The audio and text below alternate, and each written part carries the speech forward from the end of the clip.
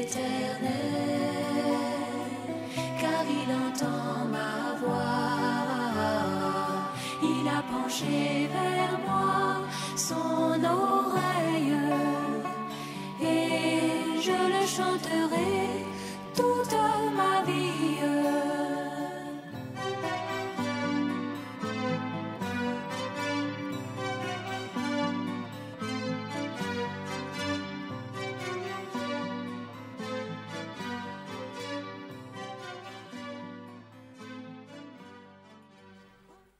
Gloire à Dieu.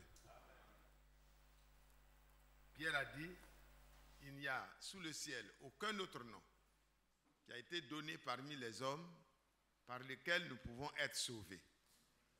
Nous avons eu des empereurs, des grandes personnalités qui ont marqué le monde. Mais leur nom a aussitôt disparu quelque temps après. Même si on se rappelle d'eux, ce n'est pas pour leur demander d'intervenir, parce qu'ils ne peuvent même pas se sauver eux-mêmes. Ce n'est pas nous qu'ils pourront sauver.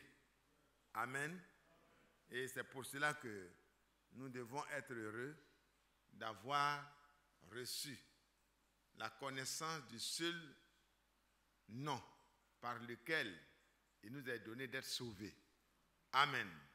Que ce grand nom-là soit glorifié. Amen. Et que la grâce du Seigneur Jésus-Christ soit avec tous. Amen. Comme il est écrit dans Apocalypse 22, le verset 21. Parce que le Seigneur vient bientôt. Il vient bientôt, il vient et il vient avec sa rétribution. Tous ceux qui marchent fidèlement pourront trouver simplement dans le Seigneur la consolation totale et définitive. Amen. Les récompenses, ça, c'est moins important que d'être en face, en présence du Seigneur, pas pour être jugé et condamné, mais pour être vraiment à ses côtés pour toute l'éternité, régner en tant qu'épouse avec notre époux. Amen. C'est l'espérance que nous avons et que beaucoup n'ont pas. C'est ça qui fait la différence. Les premiers chrétiens, ils mouraient martyrs parce qu'ils étaient des témoins. L'esprit de Dieu était en eux et ils ont compris ainsi que la mort n'était pas la fin calamiteuse que beaucoup craignent, mais c'est plutôt la meilleure des étapes, voyez, par rapport à la vie terrestre. Si on vit et qu'on doit quitter cette terre-là en étant vraiment dans le Seigneur, c'est une meilleure transition. On passe des difficultés, de la vie misérable à celle que le Seigneur nous a préparée. Il nous a donné son esprit jusqu'au jour de la rédemption. Parce qu'un jour viendra où notre corps, même mort, amen, même pourri, même déchiqueté par des requins dans la mer ou par des animaux sauvages, ce corps va retrouver, voyez, une autre splendeur. Nous allons ressusciter avec un corps de résurrection qui est semblable au corps de sa gloire quand il est ressuscité. C'est ça qui fait que le chrétien, dans toutes les tribulations, les problèmes, il a une espérance qui le rend inébranlable. Ils ont affronté la mort et les soldats romains qui les tuaient à l'époque des grandes persécutions étaient effrayés. Effrayés de voir des gens qui en face de la mort chantent. Ce n'est pas possible. Mais de quoi sont-ils animés? Ils sont animés de la vraie vie. La vie qui ne finit jamais. Amen. Vous et moi, nous avons été prédestinés dans notre génération à être les martyrs, des témoins qui témoignent jusqu'à donner même leur vie pour le témoignage. Alléluia. Parce que celui qui va chercher à sauver sa vie en sortant de la parole, la perdra. Mais celui qui, pour la cause de la parole, sera prêt à mourir pour le témoignage du Seigneur, la retrouvera pour toute l'éternité. Donc soyons consolés, quels que soient les problèmes auxquels nous pouvons être confrontés pendant le temps de notre séjour, ne soyons pas découragés parce que celui qui nous a fait la promesse, il n'est pas un homme, il est Dieu. Et ce qu'il promet, il a le pouvoir de le réaliser. Moi, je peux vous promettre, et puis je peux être pris dans les contretemps économiques, financiers, les contretemps même de santé. Et ce que je vous ai promis va être compromis. Amen. Mais ce que Dieu dit est vraiment garanti. Parce que sa capacité, sa toute-puissance garantit chacune de ses promesses. Parce que quand on promet et qu'on n'est pas suffisamment, on n'a pas une longue vie, et puis on laisse le reste de l'accomplissement de ses promesses à un neveu ou à un fils, il peut changer d'avis. Il peut dire non, papa t'avait promis ça, mais moi j'ai d'autres priorités. Amen. Mais quand c'est Dieu, lui-même il est là. Quand il a dit là, il est là pour veiller. Il a dit, je veille sur ma promesse, sur mes paroles. Dans Jérémie chapitre 1, le verset 12, il dit, je veille sur ma parole. Et je veille sur elle pour l'exécuter moi-même. Alléluia. Il a des instruments par lesquels il les exécute, mais c'est lui qui exécute toujours ce qu'il ordonne. Amen. Soyons donc rassurés que tout ce qui se passe nous amènera jusqu'à la gloire promise par le Seigneur. Levons-nous pour faire une lecture et nous allons prier.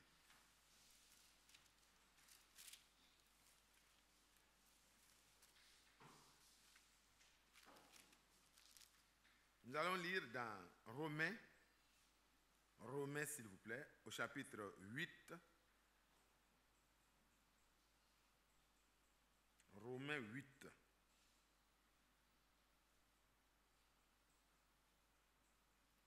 À partir du verset 18.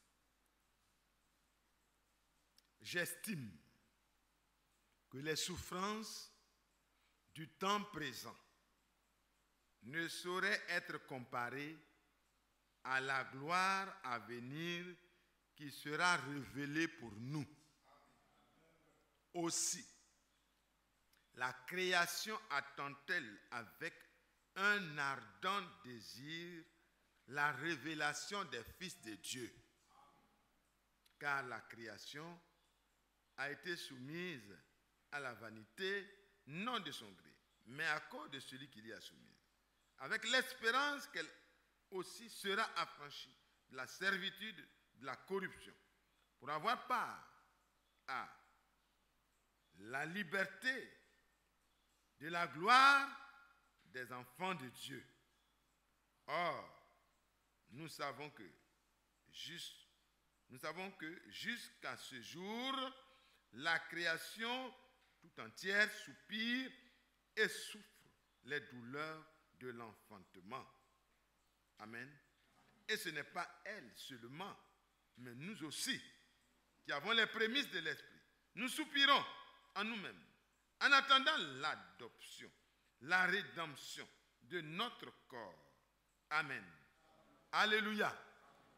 Notre Père, encore une fois, bénis-nous. Et merci pour ta parole bénie que nous avons lue. Nous voulons la garder comme il est écrit. Heureux celui qui lit. Et ceux qui écoutent et qui gardent, qu'il en soit ainsi. Afin que non seulement nous ayons lu, nous ayons entendu, nous ayons compris, mais que nous puissions garder et pratiquer, afin que notre bonheur soit réel, au nom de Jésus-Christ notre Seigneur. Amen. Asseyons-nous.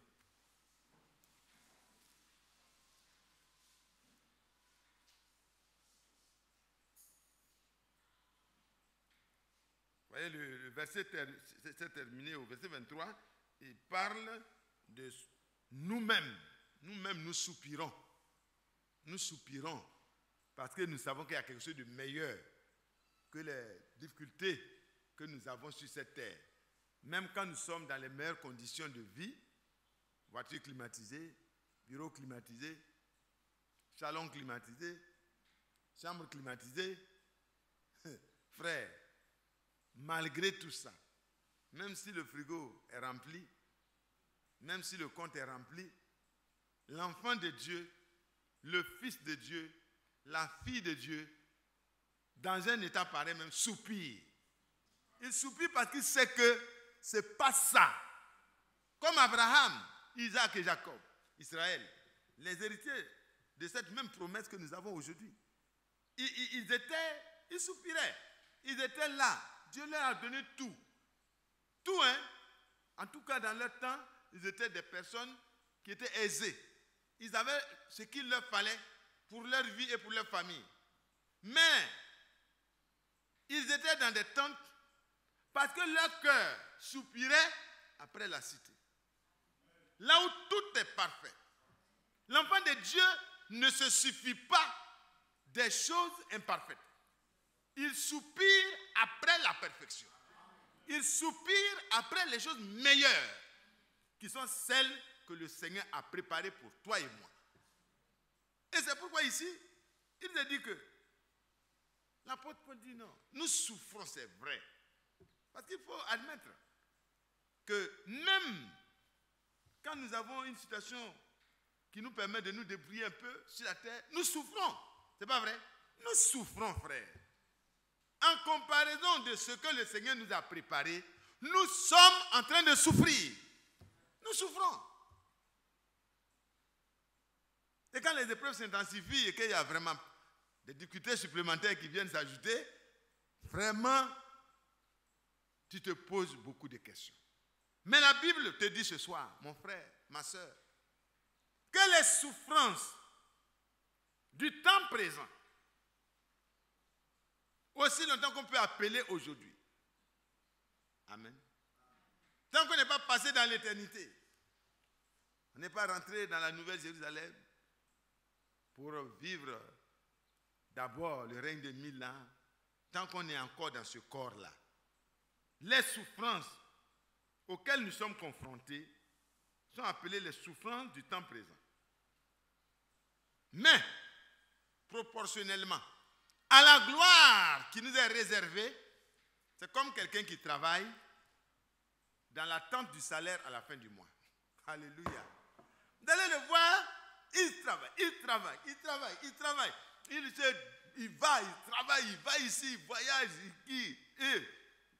Qu'est-ce qui fait qu'il peut travailler sans se décourager? C'est parce qu'il y a quelque chose à la fin qui lui sera donné sur la terre déjà. On travaille en espérance. On travaille parce qu'il y a quelque chose qui nous est promis et qui va récompenser les efforts que nous sommes en train de faire. Mais la Bible dit ici que les souffrances que toi et moi nous endurons sur la base des difficultés, que nous endurons sur la terre, on ne peut pas les comparer à la gloire qui est à venir, qui nous sera révélée. Amen. Pensez un instant. Par obéissance à la parole, le chrétien souffre dans ce monde. Par obéissance à la parole, parce que la parole ne s'adresse pas aux autres, hein, ça s'adresse à nous, vous et moi. Par motif de conscience envers Dieu, vous n'avez pas le droit de faire comme les autres. Et ce n'est pas facile.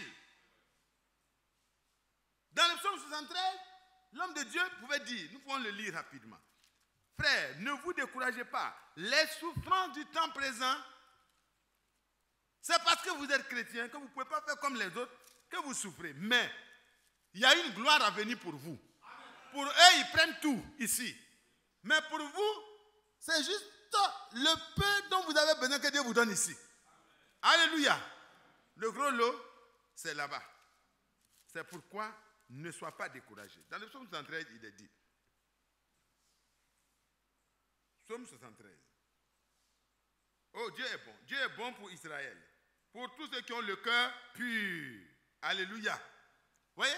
Il est bon pour Israël. Il est bon aussi pour tous ceux qui ont le cœur pur. Parce que quand le Seigneur faisait ses promesses à Abraham, il ne nous a pas oubliés, frère. il a pensé à ceux qui sont la postérité d'Abraham, héritiers selon la promesse par leur foi. Parce que tous ceux qui ont la foi d'Abraham sont également les enfants, les héritiers d'Abraham. Vous et moi, nous n'avons pas été oubliés. Galates 3, verset 29, et dit, et si vous êtes à Christ, vous êtes donc la postérité d'Abraham, héritier selon la promesse. Donc, les mêmes difficultés auxquelles tous les héritiers ont été confrontés, vous et moi, nous devons y être confrontés. C'est normal. C'est notre lot. C'est le passage par lequel vous et moi, nous devons être séparés, purifiés de beaucoup de choses qui nous attachent et qui nous font ressembler aux autres. Amen. La parole de Dieu exige de toi la séparation. La parole de Dieu exige de toi la sanctification. La sanctification, c'est une position de mise à part. La parole de Dieu t'ordonne des choses. Et quand tu les mets, tu te mets à obéir à ces choses, ça donne des souffrances supplémentaires. Parce que la séparation cause des souffrances. Mais la Bible te dit que si tu acceptes de marcher selon la parole de Dieu, les souffrances que l'obéissance à la parole peuvent causer ne peuvent pas être comparées à la gloire à venir qui t'est réservée. Et ici, le psalmiste dit, toutefois, mon pied allait fléchir, allait glisser. Mes pas étaient sur le point de glisser, car je portais envie aux insensés, en voyant le bonheur des méchants. Pendant que moi je souffre, à cause de ma position envers la parole, parce qu'il est écrit dans le psaume 119, verset 57, mon devoir, c'est de faire quoi? C'est de garder ta parole. Je dois rester dans ta parole. Je ne dois pas faire comme les autres. Je ne peux pas faire comme les autres. Je ne veux pas faire comme les autres. Amen. Quelque chose s'est passé dans mon cœur qui m'a montré que je suis fils de Dieu. Je suis prédestiné. Je crois que c'est dans Éphésiens 1, verset 4, qui dit que nous sommes prédestinés à être saints et irréprochables. Dieu nous a choisis. Il nous a choisis d'avance pour que vous et moi nous soyons saints et irréprochables au milieu d'une génération perverse. Frères, si on était au milieu des saints, si on était au milieu des frères, on n'allait pas souffrir. C'est pas vrai? Parce que les frères connaissent les principes et quelqu'un qui se conduit bien, les frères ont de la considération pour lui. Mais nous sommes au milieu de ce monde perverti où chaque acte de piété est comme une défiance. C'est comme vraiment de la folie. Et cet homme dit, quand je regardais les insensés, dans tous les domaines de travail, frères, regardez autour de vous. Dans tous les domaines, à l'école, étudiants, élèves, petits travailleurs, petits entrepreneurs, chefs, subalternes, dans quelque position où vous êtes, si vous êtes chrétien et que vous voulez marcher fidèlement selon la parole de Dieu, il y a des avantages qui vous sont automatiquement supprimés. Mais la Bible te dit ce soir que les souffrances que ça va te causer là, ça ne peut pas être comparé. Ça veut dire que je ne sais pas comment, si on veut établir des statistiques, si on veut faire des rapports de force, c'est-à-dire ce que tu perds, ce qui te cause une souffrance aujourd'hui là, si tu vois la résonance, amen, si tu vois ce que ça comme, je ne sais pas comment l'exprimer, bénéfice là, alléluia, intérêt là, c'est ça les gens appellent placement. Placement là c'est petit, alléluia, avec le Seigneur, la fidélité à sa parole cause des souffrances apparentes sur la terre. Mais Paul nous révèle et dit, ce n'est pas comparable. Et ici le frère, dans le psaume 113, dit, je portais envie aux insensés. Et il dit bien insensés. Parce que ceux qui croient qu'ils gagnent gros en se mettant à courir dans tous les sens pour tout avoir, par tous les moyens, frères, ils sont insensés. Ils n'ont pas encore eu l'intelligence spirituelle pour comprendre que être dans la volonté de Dieu et souffrir par motif de conscience envers Dieu, c'est la meilleure des positions. Non seulement tu as le cœur tranquille. Alléluia. Quand on parle d'audit, toi tu ramasses tous tes papiers, tu déposes et puis tu dors. Alléluia. Tout est clair là. Quand les gens ont cherché à auditionner Daniel, c'était vraiment une occasion pour eux de prouver que cet homme-là, il est mauvais et qu'il faisait des malversations. Mais ils ont vérifié. Rien. Ponctualité, 100 sur 100. Alléluia. Voilà. Les enfants de Dieu, vous et moi, quand nous travaillons quelque part, c'est vrai que on éprouve la souffrance à se lever à 4 heures du matin parce qu'on doit commencer le travail à 7 heures du matin. On va commencer à se laver, on connaît la ville avec les embouteillages, on ne doit pas trouver des excuses. Le Fils de Dieu, il doit être intègre. Il doit être irréprochable et saint. C'est ce que nous avons lu dans Éphésiens 1, verset 4. Nous avons été élus par Dieu pour ça, pour le représenter, pour être irréprochable et saint. Et ça nous fait souffrir. Pendant que les autres dorment, ils arrivent en retard. Ils ont envoyé déjà leurs camarades là où il y a les pointages. Ils disent, bon, si tu arrives, tu pointes ma carte, j'arrive. Nous, on a été dans les services où les gens faisaient ça. Ils arrivent. Toi, tu arrives tôt là. Hein? Mais les gens qui arrivent tard, ils sont toujours pointés 7 heures. À 7 heures, ils sont déjà. Tu sais qu'ils sont venus à 9 h, 8 heures. Mais ils ont des amis qui font passer les cartes. Toi, tu es fils de Dieu, tu ne peux pas faire ça. Tu souffres. Et puis tu as l'impression, à un moment donné, tu dis, bon, les insensés, et ils arrivent à faire quand même des choses, et moi, je ne peux rien faire. Le soir, tu ne peux pas descendre avant l'heure. Ça, c'est des souffrances, hein? Des petites souffrances en comparaison de la gloire à venir. Oh là là! Mais quand tu regardes au ciel, le Seigneur regarde et dit, mais est-ce que dans ce service-là, tu as vu mon enfant? Tu as vu mon enfant? Il dit, mais il souffre trop. Mais il souffre par motif de conscience envers moi. Les gens raquettent, les gens prennent de l'argent pour faire les services pour lesquels ils sont payés. Et toi, fils de Dieu, par motif de conscience envers Dieu, parce que tu aimes le Seigneur, parce que tu gardes sa parole, parce que tu vis sa parole, parce que tu pratiques sa parole, tu refuses les privilèges, entre guillemets, parce que tu sais que ce n'est pas des privilèges qui sont légaux. Alléluia. Les juristes sont là. Ce qui n'est pas légal, le chrétien ne le veut pas.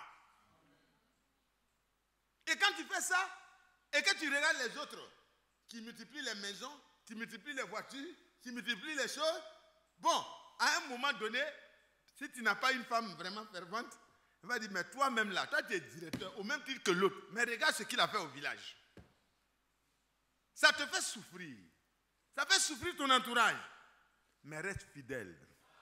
Parce que les souffrances du temps présent ne sauraient être comparées à la gloire à venir qui nous sera révélée. Si nous avons le vêtement et la nourriture un peu pour la maison, pour la famille, cela nous suffit. Maintenant, si Dieu nous donne un peu plus de moyens, parce qu'il veut que nous puissions être capables de régler certaines choses qui doivent être réglées autour de nous, mais que son nom soit loué. Mais sachez qu'en comparaison des autres, vous serez toujours quelqu'un qui souffre. C'est clair, hein? En comparaison des autres, vous serez quelqu'un qui souffre. Pendant que vous cherchez une maison pour louer, les autres, ils ont construit déjà des villages fatigués. C'est eux qui donnent une maison à louer aux gens. C'est pas vrai? Mais pourquoi? Parce que toi, tu ne peux pas faire comme eux. Tu ne peux pas t'accaparer de ce qui ne t'appartient pas. Daniel est resté intègre. Quand les gens sont venus faire l'audit, il a donné tous les papiers. Ils ont vérifié. Ponctualité, on piège, on dit, oh, le chef, le premier conseiller du roi, Il n'est jamais venu en retard. Même là, ils n'ont pas trouvé. Ah! Il est très occupé cependant. Son affaire de Dieu, c'est vraiment intensif. Mais on ne peut pas le prendre à défaut quelque part. Pourquoi? Parce que à l'intérieur de lui, il y a une nouvelle vie qui est à l'intérieur. Et cette nouvelle vie-là ne peut pas aller et se conformer à quelque chose en dehors de la parole. Et quand les gens te regardent, on trouve que tu souffres beaucoup. Et toi-même, tu sens que, bon, humainement parlant, tu souffres. Mais dans ton âme, tu es heureux de ta position. Le chrétien n'est pas celui qui se plaint à tout moment. Ah oui, les autres ont ça, moi je n'ai pas ça, je fais des efforts, je n'arrive pas à faire comme eux, mais Seigneur, tu vois, je souffre à cause de toi. Non, le chrétien ne se plaint pas. Il se réjouit de ce que le Seigneur lui a accordé, la grâce de connaître la vérité. Et c'est à cause de la vérité que tu te prives de tout ça. Et il continue, il dit, rien ne les tourmente. Le bonheur des méchants, ça est toujours là. Rien ne les tourmente jusqu'à leur mort. Et leur corps est chargé d'embonpoint. Ça, ils grossissent à tout moment. Ils grossissent. Les musulmans appellent ça haram. Ça veut dire les choses qu'ils ramassent dans la poubelle. Ils mangent ça et ils grossissent. Bon, je n'ai pas dit si un frère est gros, c'est à cause de ça. Non. Mais comprenez que les autres qui sont dans le monde et qui sont en bon point là, ce n'est pas avec leur argent. C'est avec de l'argent mal acquis le plus souvent. Donc vous ne devez pas envier quelqu'un. Parce que vous êtes ceux qu'on doit envier, frères et sœurs. C'est vous qu'on doit envier. Regardez des gens joyeux. Joyeuses. Alléluia. Papa, tu n'as rien mangé, tu es content. Dans ton âme, là, la joie, là, ça jaillit comme ça, comme l'eau qui ne t'arrive jamais. Jésus a dit à la Samaritaine, si tu bois l'eau que moi je vais te donner là, elle va devenir en toi une source d'eau jaillissante. Tu n'auras plus besoin chaque fois d'aller puiser de l'eau. Et c'est ce que Dieu nous a donné. On est désaltéré. On a les moyens un peu, on remercie Dieu. Les moyens s'amincissent, on remercie Dieu. On dit certainement l'épreuve est venue parce qu'il y a une bénédiction qui nous attend. Alléluia. On voit toujours à l'avance les bonnes choses que Dieu dispose pour nous. Et l'homme de Dieu dit, rien ne les tourmente. Ils n'ont pas part aux souffrances des humains. Ils n'ont aucune part. Quand il y a des troubles, et les enfants sont déjà hors d'état de... Il n'y a pas de problème. Et leur billet d'avion est prêt. Quand ça ne va pas, hop, ils sont à l'abri. Mes frères, vous pensez que nous sommes exposés? Non. Nous sommes les personnes les plus en sécurité. Parce que frère, le ciel et la terre sont dans les mains du Seigneur. Il peut prendre soin et il prend soin. Donc les autres, ne les enviez pas. Ils ne sont point frappés comme les reste des hommes. Aussi, l'orgueil leur sert de collier. Et la violence est le vêtement qui les enveloppe. L'iniquité sort de leurs entrailles. Les pensées de leur cœur se font jour. Ils les raillent. Ils parlent méchamment d'opprimés. Ils profèrent des discours hautains. Ils élèvent leur bouche jusqu'aux cieux. Ils parlent même contre Dieu. Ton Dieu, là, depuis longtemps, là. Moi, je suis venu après toi, mais regarde ce que j'ai. Je suis déjà colonel. Il monte ses grades. Comment tu as acquis ça? Moi, je ne sais pas. Mais je préfère être un petit lieutenant avec l'intégrité dans mon cœur, avec mon petit salaire de lieutenant, avec la paix du cœur, avec l'approbation de Dieu, avec la Jérusalem céleste qui m'attend. Alléluia! Alléluia! Avec le règne de 1000 ans. Et puis après, le règne pour l'éternité. Tout ça, c'est pour moi. Je ne marcherai pas dans une maison marbrée. Non. Dans une maison où toute la cour, il y a des pavés. Ça, c'est des petits en attendant. Même si Dieu m'en donne, c'est en attendant. Mais je marcherai dans des rues pavées d'or. Alléluia. Donc, mon cher général, continuez à manger pour vous, mais pour moi arrive. Alléluia. Mon cher directeur de service, continuez à manger pour vous, mais pour moi arrive. j'aurais souhaité que vous soyez comme moi, dans cette souffrance maintenant, pour que vous puissiez avoir part à ce qui arrive là. Parce que moi, mes regards sont sur la rémunération. Donc, vous voyez, l'iniquité, l'esther, ils sortent de les entrailles, prophètent des discours hautains, ils élèvent leur bouche jusqu'aux cieux. Et leur langue se promène sur la terre. Voilà pourquoi son peuple se tourne de leur côté. Ils avalent, voyez, ils avalent l'eau abondamment. Souvent, on pense que c'est à eux il faut faire recours. Non, frère. S'il y a des problèmes, ne va pas t'humilier devant les hommes pour te compromettre avec ta foi, mais tourne les regards vers le Seigneur. Tournons les regards vers lui. C'est lui qui secourt. Et son secours est certain. Son secours est certifié. Et son secours ne finit pas avec un régime. Son secours continue. Alléluia. Les régimes se succèdent, mais le secours du Seigneur pour ses élus est permanent. Oh, que le Seigneur bénisse chacun de nous. Et il dit, comment Dieu saurait-il? Voyez, comment le Très-Haut connaîtrait-il ce que je fais en cachette? Ainsi sont les méchants, toujours heureux. Ils accroissent leurs richesses. C'est donc en vain que j'ai purifié mon cœur. Vous voyez que c'est ça. Il dit, eux, ils accroissent leurs richesses et moi, je purifie mon cœur. Et puis, je ne vois pas encore vraiment les retombées. Sois tranquille, frères et sœurs. Les souffrances du temps présent ne pourraient être comparées à la gloire que le Seigneur t'a réservée. Ne recule pas. Continue, continue, continue. Parce qu'on n'est pas là pour amasser des choses sur la terre où il n'y a pas de certitude, de garantie, de sécurité, mais que notre cœur soit porté entièrement vers les choses d'en haut. Et le Seigneur nous donnera les besoins sur la terre. Il s'occupera de ça. Il dit, votre Père céleste sait que vous en avez besoin. Tu dois habiller ta femme, c'est normal. Tu dois habiller tes enfants, c'est normal. Tu dois les faire fréquenter, c'est normal. Tu dois avoir de quoi aller au travail, c'est normal. Tu dois avoir la santé. Tu n'as pas l'argent pour aller dans les grandes cliniques, mais tu as droit à la santé. Mais le Seigneur est la meilleure clinique. Tu n'as pas de compte bien approvisionné, mais le compte du Seigneur est approvisionné pour toi. Il dit, mon Dieu pourvoira à tous vos besoins. Frère, chaque parole de Dieu est la vérité éternelle. Celui qui met dangereusement sa confiance dans le Seigneur, du fond de sa souffrance, il verra la main de Dieu juste pour que son besoin soit couvert.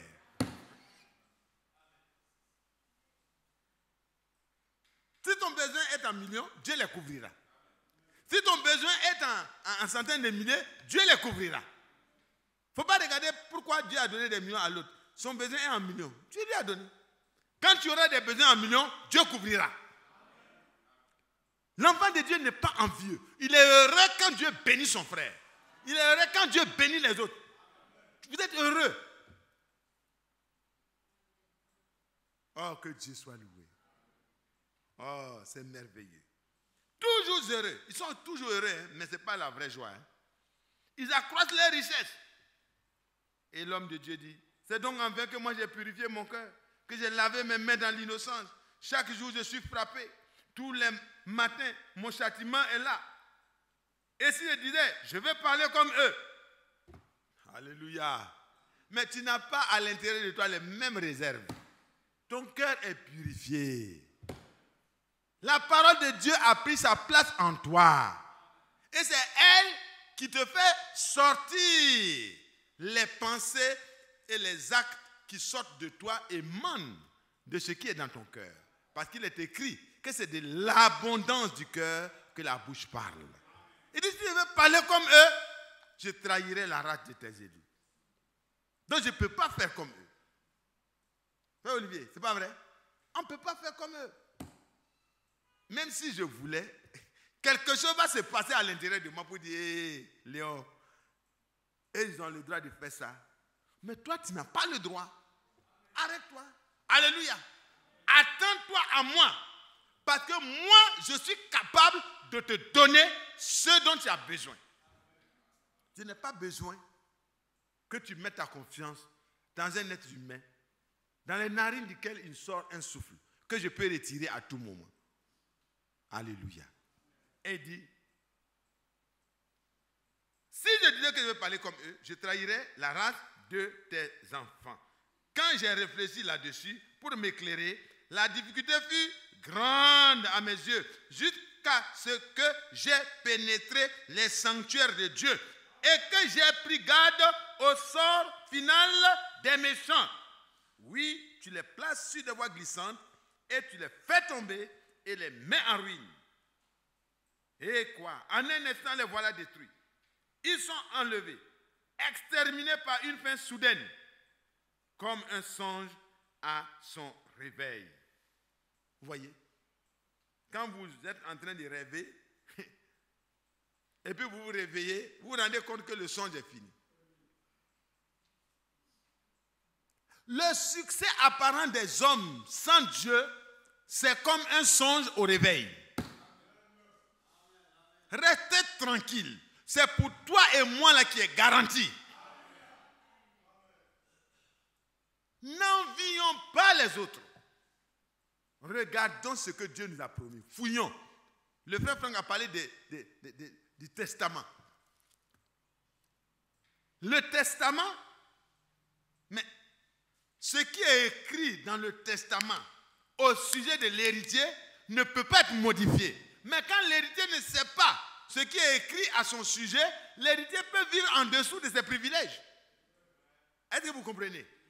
Si ton père a laissé des immeubles, il a laissé des voitures, il a laissé un compte en banque, et toi tu es encore enfant, tu n'as pas encore vraiment les informations sur ton héritage, tu vis dans la misère. Mais quand tu es informé, mon cher ami, les choses changent. Les choses changent. Parce que tu n'es pas un mendiant. Tu n'es pas en train de demander au notaire, il faut m'aider, je vais avoir une petite maison pour vivre, un appartement. Le notaire va te dire, mais c'est toi, non? Comment tu t'appelles? Il dit, je m'appelle Kendebego Mathias. Il dit, Kendebego Mathias, fils de qui? Il dit, fils du Seigneur Jésus-Christ. Il dit, ah, mais c'est pas possible. C'est toi qui marches dans la rue comme ça. C'est pas possible. Mais monsieur, vous êtes sûr que c'est vous? Donnez votre identité. Alléluia. Quand il regarde, il voit le Saint-Esprit. Alléluia. Il contrôle ADN. Jésus-Christ. Alléluia. Tout est clair. Il dit, bon, attendez, je vais voir dans les registres. Il dit, ah, c'est vous. Je vois M. Kendebego Nongman Mathias. Il dit, oui, c'est bien moi. Il dit, donc, vous êtes fils de... Il dit, oui, c'est bien moi. Alléluia. Il dit, mais ce n'est pas possible. Il vous a tout donné. Il vous a tout donné. Vous avez tout pleinement en Jésus-Christ. Vous avez tout pleinement. Il dit, bon, qu'est-ce que vous voulez immédiatement? Alléluia. Oh. Alléluia. Qu'est-ce que vous voulez? Les souffrances du temps présent. Vous qui êtes héritiers de Dieu, co-héritiers avec Christ, ce que Dieu nous a réservé là, ce n'est pas petit. Ce qu'il va nous donner, c'est juste un avant-goût. Et puis tu dis, bon, j'ai besoin de juste une voiture pour le moment, pour mes déplacements. France, au revoir. Il dit, France, au revoir. Toi, tu ne sais pas ce qui est dans le compte. Dis ce que tu veux. Dis ce que tu veux. C'est quelle gamme? Et puis tu dis la gamme, tu trembles toi-même, parce que tu ne sais pas ce qui est. Il dit, bon, demain matin, passez chez le concessionnaire. Alléluia. On fait sortir ça fio de l'enveloppe même. On te donne tous les papiers à ton nom directement. Il dit, mais monsieur, est-ce que vous savez conduire? Il dit, bon, bon, vous voulez un chauffeur? Il dit, en tout cas, pour le moment, c'est vrai. Il dit, mais un chauffeur, c'est autour de 100, 150. Un bon chauffeur, on peut en avoir. Il dit, ah, donc il n'y a pas de problème, un chauffeur. Tu dis même, tu trembles. Il dit, mais comment ça sera payé? Parce que moi-même, je suis dans le point là, je ne sais pas comment j'ai. 150, moi-même, je ne gagnais pas ça. Ok, ton chauffeur va gagner ça. Amen. Il dit, à partir d'aujourd'hui, La maison, vous êtes dans quel quartier? Yo pourront coûter village. Il dit, ok, avec cette voiture-là, c'est dangereux là-bas. Pardon, hein, Léo. Je sais que là-bas, il y a des grosses carrosseries. Mais, vous voyez, il te déplace en même temps. Parce qu'il est chargé de veiller à l'application des lois qui te concernent. Alléluia. Il dit, bon, une villa de 100 millions, ça vous convient? Ah, mais je rêve ou bien je rêve? Non, je ne rêve pas, c'est la vérité. Vous voulez habiter dans une des maisons de votre père qui est à vous, ou bien vous voulez être complètement dans une autre maison? Dites ce que vous voulez. Les moyens suffisent pour faire 1000 fois ce que vous dites. Ah! Bon, tu choisis. Dans quel quartier? Bon, s'il n'y a plus de maison à côté du président là-bas, tu dis, bon, non loin, quelque part là-bas, dans les quartiers résidentiels. Et puis on te choisit. Tu dis, bon, d'accord. Vous voulez un gardien? Tu dis, je veux 3 vigiles. C'est réglé. Combien de cuisiniers? C'est réglé. Déménagement, quel jour? Vous partez dans quel endroit pour choisir vos meubles? Ah, mes fauteuils là. J'ai donné ça à mes petits frères. Je vais en même temps. Bon, mais malheureusement, eux aussi sont dedans. Ils sont dans la même promesse. Est-ce que vous voyez? Les parents seront contents ce jour-là. Parce qu'ils vont ramasser les restes. Tu quittes la maison, tu laisses tout. Et on a meublé déjà une maison pour toi. Ça, c'est l'héritier terrestre de quelqu'un qui est riche. De quelqu'un qui a les moyens. Qui a laissé les moyens après son départ. Mais notre Père, il est vivant pour toujours. Et il assure chaque promesse. Il s'occupe de la réalisation de chaque promesse à ton égard. C'est pourquoi les souffrances du temps présent que tu vas avoir, parce que tu veux vivre ta foi, ne sauraient être comparées à la gloire qui t'est réservée en tant qu'héritier de Dieu. Ne vous découragez plus, frère. Soyez sereins. Si la marche aussi comporte des difficultés, souvenez-vous que le Seigneur a dit que lui-même prend soin de nous. Donc ce soir, j'ai voulu que nous puissions pénétrer nous aussi dans le sanctuaire pour que nous puissions voir l'étendue de la grâce, de la gloire qui nous est réservée. Et que nous ne soyons plus en train de nous plaindre des petites situations temporaires dans lesquelles nous sommes. Mais que nous sachions que Dieu a pensé gros pour nous. Prenez Romains 8.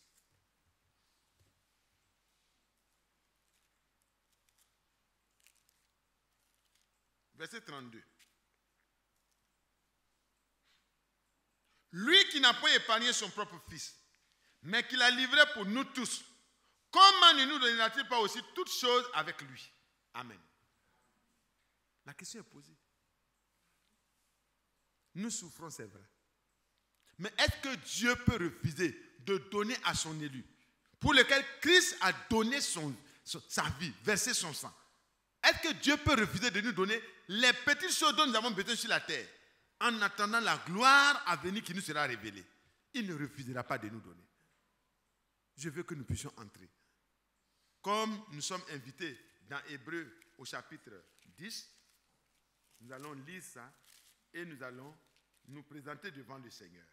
Ainsi donc, verset 19, frères, nous avons au moyen du sang de Jésus-Christ, de Jésus, une libre entrée dans le sanctuaire, par la route nouvelle et vivante qu'il a inaugurée pour nous au travers du voile, c'est-à-dire de sa chair. Et nous avons un souverain sacrificateur établi sur la maison de Dieu. Approchons-nous donc avec un cœur sincère, dans la plénitude de la foi, les cœurs purifiés d'une mauvaise conscience et le corps lavé d'une eau pure.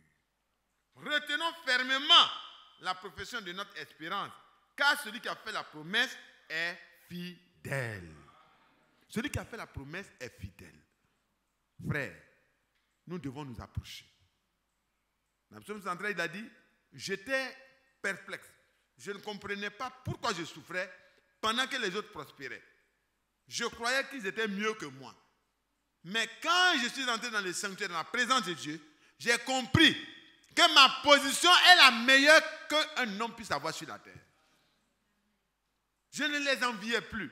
Parce que leur position est une position dangereuse. Ce qu'on acquiert par les intrigues, par les coups bas, on le perd subitement comme un son au réveil. Mais ce que, en Jésus-Christ, nous avons obtenu par la foi, comme notre père Abraham, c'est des choses garanties. Abraham vivait dans des tentes parce qu'il savait que quelque chose de meilleur l'attendait. Donc nous aussi, même si nous avons des petites maisons, frères, sachons que c'est des tentes en comparaison de ce qui nous attend. C'est des petites choses. Et le Seigneur vous garantit à vous et moi que s'il n'a pas épargné son propre fils, mais l'a livré pour que nous soyons sauvés, il nous aidera, il nous soutiendra, il nous garantira le succès dans la marche, de telle sorte que l'héritage puisse être dans les mains de l'héritier. Amen. Un jour, ce corps mortel va être remplacé par un corps immortel. Un jour, ce corps qui va pourrir va être remplacé par un corps incorruptible. Un jour, les petites souffrances que j'ai dans le corps, parce qu'on dit que nous soupirons, nous aussi, dans ce corps-là, en attendant la rédemption qui nous a été promise. Et Éphésiens, je crois, le chapitre 4, le verset 30, nous dit que nous sommes scellés du Saint-Esprit jusqu'au jour de la rédemption. Ce jour-là, quand la trompette sonnera, quelque chose se passera entre toi et moi. Quand le Seigneur se présentera là-haut, comme Rebecca, tu sauras que c'est lui qui est là-bas. Les autres ne sauront rien, mais toi tu sauras. Et nous irons à la rencontre du Seigneur, dans les airs, avec un corps complètement glorifié. Et nous verrons pour toute l'éternité les bonnes choses que le Seigneur nous a préparées. Dans la souffrance du temps présent, frère, je te souhaite d'entrer dans le sanctuaire ce soir. Nous allons nous approcher du Seigneur. La route est ouverte. Elle a été inaugurée. C'est une route vivante. Ça veut dire si tu rentres, lui-même te transporte. Alléluia. Moi, quand je suis venu de mon village, la première fois où j'ai vu une route qui peut marcher elle-même sans que tu n'aies des mouvements à faire, j'étais émerveillé. Et je me suis retrouvé spirituellement. J'ai pensé à ce qui est dit ici. Vous savez, quand vous êtes dans les supermarchés, les grands coins, il y a les escaliers et il y a les choses de... On appelle ça comment? Ah, voilà, escalator. Voilà, le mot là, moi je n'ai pas bien prononcé. Et puis il y a l'ascenseur dans certains endroits où il n'y a pas l'escalator. Et là, la première fois où j'ai vu ça, j'ai dit, mais ce n'est pas possible. Quand l'apôtre Paul parlait, il est avancé. Hein? Il donne une image de quelque chose qui n'était même pas existant peut-être à ce moment. Tu arrives, tu montes les escaliers. Pendant que tu montes les escaliers, pendant que tu montes les escaliers, moi je suis allé, je suis sauvage, je ne comprenais rien, je ne connaissais pas les nouvelles choses. Moi je connais toujours les escaliers. Donc j'ai commencé à monter. J'avais des... Parce que si c'est long, si c'est 24 étages, sincèrement, avant d'arriver en haut, tu es un peu étoufflé, essoufflé complètement. Mais je vois un monsieur qui est arrivé, quand il est arrivé avec son bagage, il a arrêté. Il est arrêté dans un petit endroit. Et puis, je regarde, il est déjà là-bas, pendant que moi je suis en train de marcher. Il dit, hein? C'est quelle route ça? La route même est vivante. Alléluia. Amen. Tu t'arrêtes et puis la route te transporte. Amen. Oh Jésus. Jésus ne nous demande pas de faire nous-mêmes des efforts pour aller au ciel. Amen. Il met en nous son esprit, sa parole. Et sa parole et son esprit sont capables de nous transporter. Alléluia. En gloire, de gloire en gloire, à la ressemblance de notre Seigneur. Et quand nous aurons atteint la perfection à laquelle nous sommes prédestinés, frères et sœurs, nous n'aurons plus besoin de rester sur cette terre. ça sera fini. Nous aurons atteint là où nous devons arriver. Nous n'avons pas besoin de faire nous-mêmes des efforts humains. Nous avons besoin d'avoir foi, d'aller en Christ, d'aller nous arrêter là où Dieu veut qu'on s'arrête, là où sa parole nous autorise à nous arrêter. Quand nous allons en Christ, nous avons fini avec les efforts personnels. Ça ne veut pas dire qu'on ne peut plus d'efforts. Mais l'effort que tu dois faire, c'est de te maintenir. C'est de rester en Christ. C'est de rester dans la position de la parole. Quand le frère Franck parle, il dit mangez, mangez, mangez la parole. Ne faites rien d'autre. C'est la parole qui va vous transporter. Que Dieu nous aide. Donc nous avons une limite à nos souffrances bientôt. Les souffrances du temps présent ne sauraient être comparées à la gloire à venir qui nous sera révélée. Frère, marche, monte dans l'ascenseur, monte dans la route vivante. Ne change pas de position, reste là. Amen. Attache-toi au Seigneur. Hébreux 2, verset 1, verset 2, verset 1 et 2. Il dit, nous devons nous attacher aux choses que nous avons entendues, de peur que nous soyons éloignés d'elles. Frère, si tu prends position en Christ, le Seigneur lui-même te transportera de sainteté en sainteté, de gloire en gloire, de pureté en pureté. À un moment donné, même ceux qui cherchent des reproches dans la vie du chrétien ne trouveront rien. Parce que la parole, elle a le pouvoir de nous transformer. Elle a le pouvoir de nous rendre semblables au Seigneur auquel nous avons donné notre vie. Donc, vos souffrances, frères et sœurs, ne regardez pas longtemps à cela. Regardons à celui qui a fait la promesse. Parce qu'il est capable de réaliser toutes choses qu'il a promises. Que le Seigneur nous bénisse. Et comme cela a été dit, nous avons une libre entrée dans le sanctuaire. Le psaume 73, il a dit clairement, j'avais des difficultés à comprendre l'injustice qui est dans le monde.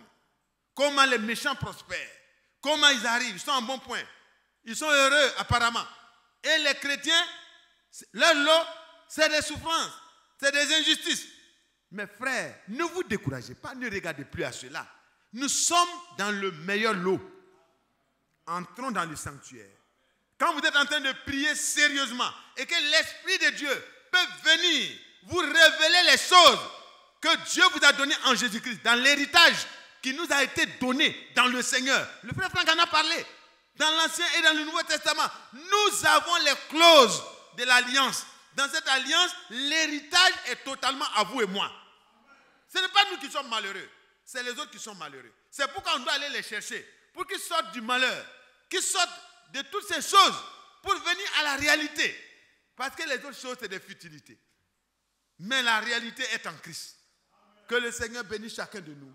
Ne vous sentez plus malheureux. Entrons dans la présence du Seigneur. Quand le bâton d'Aaron est rentré dans la présence de Dieu, il était tout sec, avec tous les problèmes. Parce que quand un arbre, un bâton, une branche est coupée de son tronc, elle n'a plus de nourriture, elle n'a plus de l'eau. Le bâton est devenu sec. C'était devenu un bâton malheureux. Ils en avaient 12 chacune des tribus avait 12. Ils ont déposé. Mais le bâton d'Aaron qui a été le bâton élu, en une seule nuit, dans la gloire de la Shekinah, tout a changé. Frère, ne sois plus malheureux. Tu n'es pas malheureux. Dieu t'a choisi. Et il est capable de te faire porter de beaux fruits à la gloire de son Saint-Nom. Et les gens ne verront même pas d'où tu tires ta source. Parce que le bâton est demeuré détaché de son sceptre. Le bâton d'Aaron était toujours un bâton. Mais il avait reverdi, il avait fleuri, il avait porté des fruits, il avait porté des fleurs, des fruits et même des amandes mûres. Et on tenait ça, on voyait ça. Ta vie va changer si tu mets toute ta confiance en lui. Ne te décourage plus. Parce que Dieu t'a choisi pour que tu sois un témoin dans ton temps et dans ta génération. Que le Seigneur bénisse chacun de nous. Allons dans la présence du Seigneur et mettons-nous à prier. Que le Seigneur se révèle à nous. Qu'il révèle à nos cœurs le plan que Dieu a pour toi et moi. Et tu ne seras plus quelqu'un qui est confus. Alors, Romains 8, le verset 18, que nous avons lu, trouvera en toi son accomplissement. Et tu sauras que toute la nature attend que toi tu sois manifesté en tant que fils de Dieu, restauré complètement. Tu attireras l'attention des autres. Ils demanderont d'où vient ton assurance, d'où vient ta tranquillité, d'où vient que tu sois heureux au milieu des difficultés que tu connais. Tu lui diras, Jésus-Christ est mon assurance. Jésus-Christ est la source de ma tranquillité. Jésus-Christ est tout pour moi. Mettons-nous dans la position qui nous convient et prions.